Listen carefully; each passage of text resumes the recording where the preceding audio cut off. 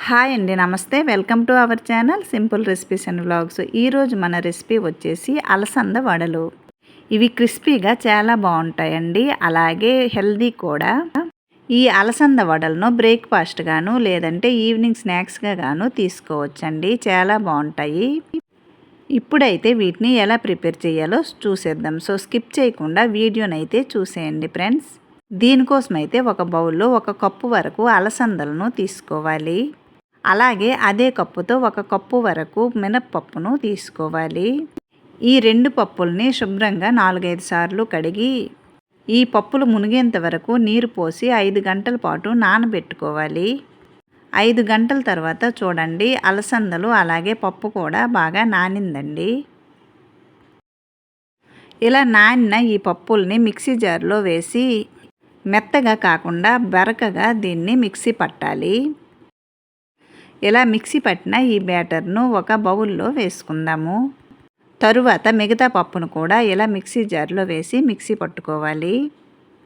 ఎప్పుడు ఒక్క మినప్పప్పుతో కాకుండా ఇలా అలసందలు మినప్పప్పు కలిపి ఈ వడలను ప్రిపేర్ చేయండి ఫ్రెండ్స్. క్రిస్పీగా చాలా బాగుంటాయి, ఒకసారి తప్పకుండా ట్రై చేయండి. ఈ మిగతా పప్పును కూడా ఇలా మిక్సీ జార్లో వేసి బరకగా మిక్సీ పట్టుకోవాలి. వడలకు ఎప్పుడైనా పూర్తిగా మెత్తగా కాకుండా బరకగా మిక్సీ పట్టుకుంటే చాలా బాగా వస్తాయండి. తరువాత ఈ బ్యాటర్లో టేస్ట్కి సరిపడా ఉప్పు, అలాగే 1 స్పూన్ వరకు జీలకర్రను వేయాలి. అలాగే 1/2 స్పూన్ వరకు వామును వేయాలి. తరువాత దీనిలో చిన్న చిన్న ముక్కలుగా కట్ చేసుకున్న ఉల్లిపాయలు, అలాగే సన్నగా తరిగిన పచ్చిమిర్చి, సన్నగా తరిగిన అల్లంను వేయాలి.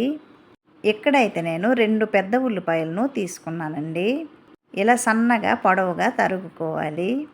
తరువాత దీనిలో కొద్దిగా కరివేపాకును ఇలా చిన్న చిన్న పీసెస్లుగా కట్ చేసి వేయాలి. అలాగే కొద్దిగా కొత్తిమీరను కూడా చిన్న చిన్న పీసెస్లుగా కట్ చేసి వేయాలి. ఇవన్నీ వేసిన తర్వాత ఈ బ్యాటర్ను ఒకే వేలో బాగా కలుపుకోవాలి. ఈ ఉల్లిపాయలు అన్నీ మిక్స్ అయ్యేటట్టు కలుపుకోవాలండి.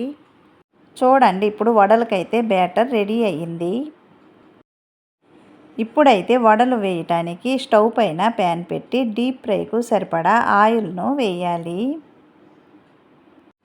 ఈ ఆయిల్ వేసిన తర్వాత ఆయిల్ హీట్ అయిందో లేదో ఒకసారి చెక్ చేసుకోండి. ఇలా ఈ బ్యాటర్ను కొద్దిగా వేసి ఆయిల్ హీట్ అయిందో లేదో చూసి, ఆయిల్ హీట్ అయిన తర్వాత ఈ వీడియోలో చూపించిన విధంగా గారెల్లా ఒత్తుకొని ఈ ఆయిల్లో వేయాలి. ఇలా ఆయిల్లో వేసిన తర్వాత మీడియం ఫ్లేమ్లో స్టవ్ని పెట్టి ఈ వడలను 2 వైపులా త్రిప్పుతూ వడలను డీప్ ఫ్రై చెయ్యాలి. చూడండి, ఈ కలర్ వస్తే సరిపోతుందండి. వడలను వేసినప్పుడు హై ఫ్లేమ్లో పెట్టినట్టయితే వడలు బయటికి మాడినట్లుగా ఉంటాయండి, లోన అయితే కుక్ అవ్వు. అందుకని వడలు వేసినప్పుడు స్టవ్ని మీడియం ఫ్లేమ్లో పెట్టి వడలను డీప్ ఫ్రై చేయాలి. ఇలా చేసుకున్నట్టయితే వడలు లోన కూడా కుక్ అయి బాగా వస్తాయండి. చూడండి, ఇలా ఈ కలర్ మారేంత వరకు ఉంచి ఈ వడలను ఒక ప్లేట్లోకి తీసుకోవాలి. ఇలా టిష్యూ పేపర్ వేసిన ప్లేట్లోకి తీసుకున్నట్లయితే మిగతా ఎక్స్ట్రా ఆయిల్ ఏమైనా ఉంటే వచ్చేస్తుందండి. అంతేనండి, టేస్టీగా క్రిస్పీగా ఉండే అలసందల వడలు రెడీ. మీరు కూడా తప్పకుండా ట్రై చేస్తారు కదండి. మరో మంచి రెసిపీతో మళ్ళీ కలుద్దామండి. Bye friends, thanks for watching.